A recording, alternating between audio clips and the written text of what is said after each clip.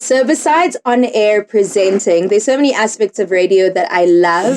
I think that one of the main ones is the content producing. So I've got a content producer, shout out to you. But just kind of sitting together and planning a radio show, planning what we're going to be talking about, I think is actually the most important part of radio, right? Kind of angling the show to, no. Give me a second because I need you to do this. I need to do it for you. Yeah, can you? I mean, I'll do continue this and one. I'll do this one. Run this town with Carissa.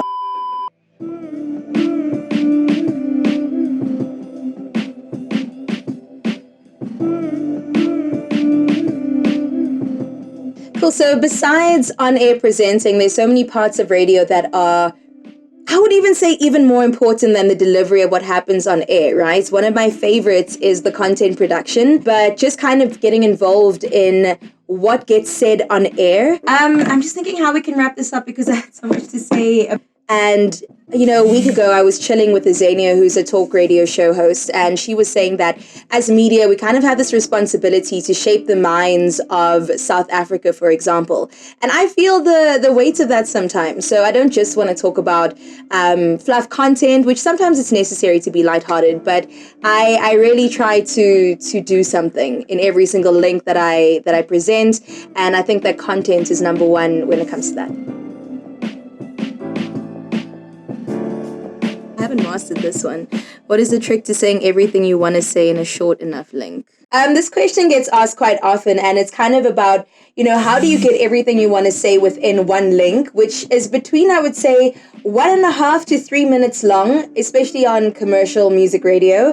The truth is that I'm still trying to master that after years of being on air, quite truthfully, and also kind of knowing that you at least have the whole blah, blah, blah, blah, blah.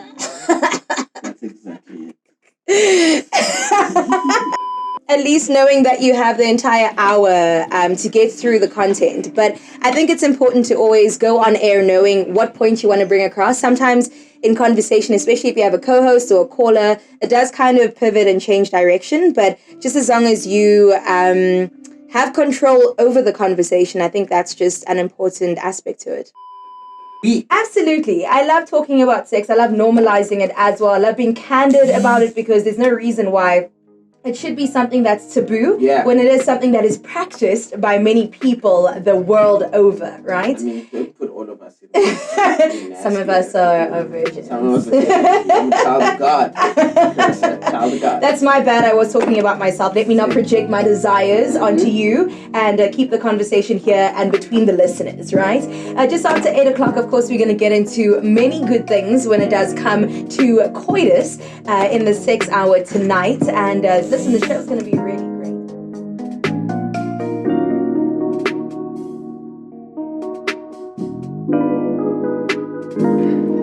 You know what, when it comes to like personalities and stuff, I think that people are often tempted to change it up and become different when there's a camera in front of their faces or a mic.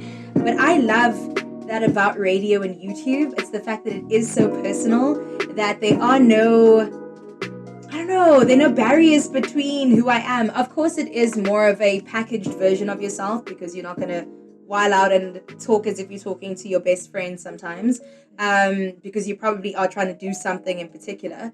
But yeah, I think it's such an intimate space. And I think that's why I feel in SA, radio will never die and why YouTube will continue to grow, because people love that. We were saying earlier how people are so bis. So bis is just another word for like nosy.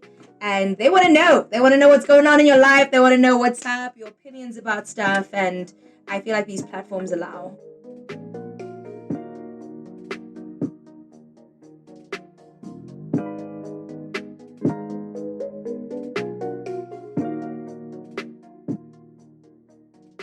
If you are quiet, antisocial, and also an introvert, I think that there's this huge misconception that you cannot get into radio presenting, because I think people often think that you need to be this huge, bubbly personality that when you walk into a room, everybody's looking at you and everyone's paying attention to you. But that's not necessarily the case. So I might not be quiet, but I am a bit of an introvert, and I'm very antisocial. So I just kind of work on that, and I work on my strengths, and I know that when I'm in a space like this, I just have to show up and do the damn thing. And I need to kind of understand what this sort of career or job requires.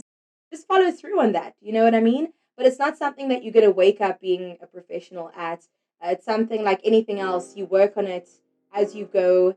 I know people currently who are huge radio jocks the world over that are 43 years old. So it's taken them basically their entire lives to get to where they are.